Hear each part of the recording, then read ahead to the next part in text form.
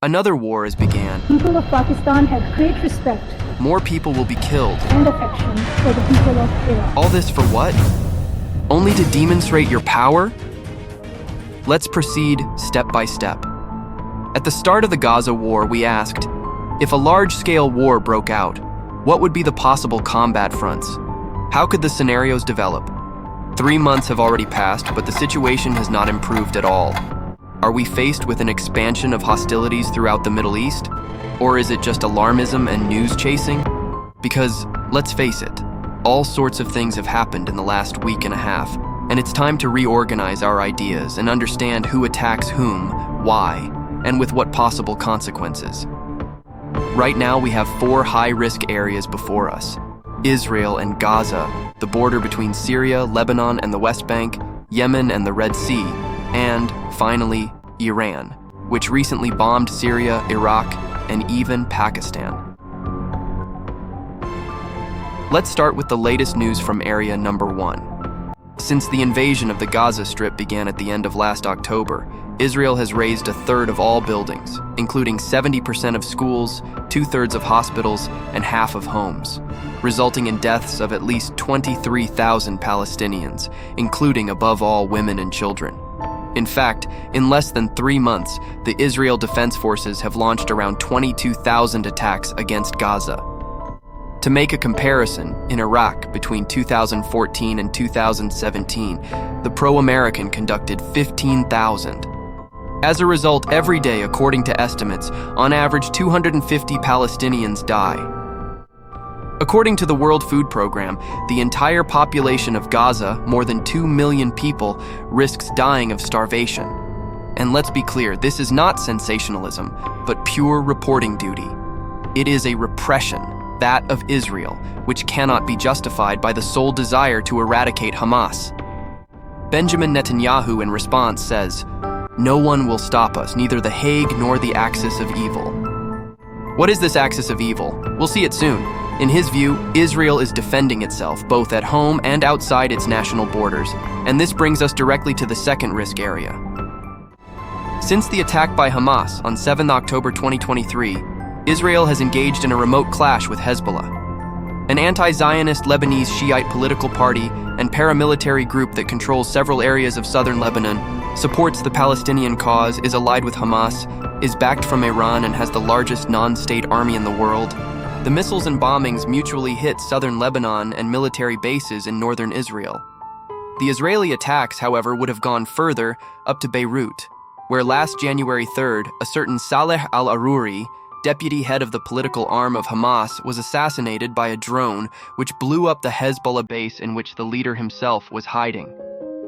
Still on the same front, Tel Aviv is also worried about neighboring Syria, since Hezbollah is also strong in the Golan Heights, which is an area disputed with Damascus and occupied by Israel since 1981.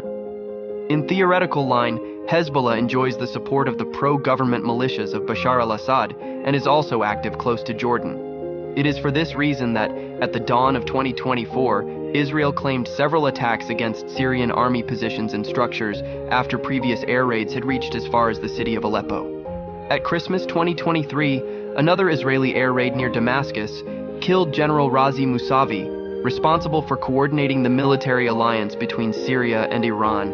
And you will ask yourself, why all this? Well, Tel Aviv would have targeted Lebanon and Syria precisely from an anti-Iranian perspective, to clearly prevent Tehran from pushing Hezbollah, of which it is the largest sponsor, to unite along the northeastern border of Israel. The axis of evil led by Iran, however, does not end with Hezbollah. This can be understood well by introducing the third, crucial risk area, the Red Sea. By now you will have heard about it in all sorts of ways, and even the walls are talking about it. For weeks, the Houthis, more correctly known as Ansar Allah, partisans of God, have been attacking Western and Israeli merchant ships transiting or attempting to transit the Red Sea through the Strait of Bab el-Mandeb, a crucial hub for global trade. Ansar Allah of the Zaidi Shiite faith is one of the 2 main rebel groups fighting in the current Yemeni uncivil war and effectively controls Sana'a, the capital. Furthermore, the Houthis are financed and supplied with weapons by Iran. They could directly hit Israel with long-range missiles, and would have blocked maritime commercial traffic as a form of boycott due to the support or lack of condemnation by the countries of the G7 towards the Israeli invasion of Gaza. How did the West take it? Not very well, only because now cargo ships are forced to circumnavigate Africa like the good Vasco da Gama. Initially, the United States and other allied countries had deployed naval vessels in the Red Sea to intercept Houthi missiles and drones. However, after 2 weeks of alleged under-the-table mediation, on the night between 11 and 12 of January 2024, the White House bombed around 60 Houthi targets, including weapons depots, radars, and launch sites. Ansar Allah confirmed that the attack, coordinated together with the United Kingdom, hit at least 4 Yemeni cities, including Sana'a. It may have been a limited action, but it certainly did not go unnoticed, and indeed, it was seen as an act of war. Hundreds of thousands of people in Yemen protested in support of Palestine, while the Houthi junta promised repercussions. Yet despite this, Washington has once again bombed military targets in Yemen, such as the port of Hodeidah and the city of Taiz. In all of this, we are forgetting that Yemen is in a disastrous humanitarian situation, and we are reminded that it only exists when trade routes are blocked. We will see whether the Houthis will stop hitting the merchant ships. On January 14th, after the first attack on the Houthis, Iranian President Ebrahim Raisi condemned the American actions, deemed part of an aggressive nature of the United States. Furthermore, the Iranian Defense Ministry applauds the Houthi operations in the Red Sea when a fourth risk zone seemed to have opened up. On January 15, 2024, the Khamenei government struck almost simultaneously on the outskirts of the city of Erbil in Iraqi Kurdistan and military targets outside Aleppo in Syria. A day later, Tehran also targeted with missiles and drones the outskirts of Panjgur in the far west of Pakistan. Pakistan, which, in response, struck Saravan on January 18th on the eastern Iranian border. Like always, both offensives caused civilian deaths. Now, at first glance, you might think that all these events are connected to each other, and that Iran is willfully provoking a large-scale conflict. I'm sorry for the alarmists, but that's not exactly the case. In Syria, for example, the Iranian Revolutionary Guard struck ISIS operational bases.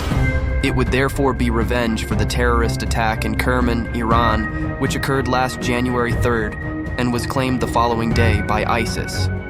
On this occasion, around 80 people were killed while praying at the tomb of General Qasem Soleimani, who, as you may remember, was assassinated in 2020 by an American drone.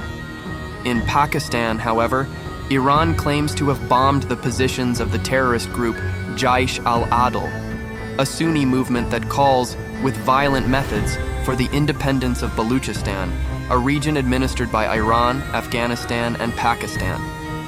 According to Iran, Jaish al-Adl is responsible for some attacks on Iranian soil. For its part, Pakistan appears to have targeted the Balochistan Liberation Front, which has launched attacks on Pakistani soil and is in turn hiding in Iran. In reality, the back and forth between Islamabad and Tehran would not automatically be synonymous with war. Perhaps, however, the third Iranian objective, Iraq, which is the only one connected to the situation in Gaza, can tell us something more. In Erbil, the Khamenei government destroyed what it called a Mossad base, the Israeli Foreign Secret Service. In reality, what was demolished was the house of a rich Kurdish businessman, a certain Peshra Dizayi, who was killed. According to the Iranian regime, Dizayi was a spy for the Mossad, and it was he who reported to Israel the position of Razi Mousavi, the Iranian general who was assassinated at Christmas in Damascus that we told you about before. Therefore, we have 3 revenges, but still 3 revenges that are being carried out precisely in the days when the tension in the Red Sea is skyrocketing. So the question is, what game is Iran playing? In this regard, both the New York Times and Al Jazeera agree. Al Jazeera, I remind you, Qatari source. And this says it all anyway. Iran wants to demonstrate that it is strong while putting Israel and the United States on their guard. As if to say, if Iran is attacked, it will respond with force. This is demonstrated by his surgical strikes and support for Hezbollah and Houthis. The missiles against Pakistan, moreover, could mean that Tehran is not afraid of anything, not even of a country which, let us remember, has a nuclear arsenal. On the other hand, this prospect is not at all reassuring because it suggests that if the United States and Israel do not give in, the so-called axis of evil will not stop either.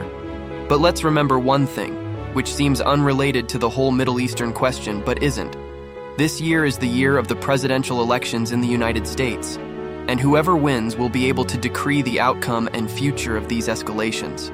However, for all we know, the situation may have already changed by the time you are watching this video. So, we just have to wait and continue to analyze the situation without panicking, because this is sometimes what the news bombardments want from us. Thanks for watching this video, and don't forget to like, comment, and subscribe. If you like this video, make sure to watch these videos. See you soon.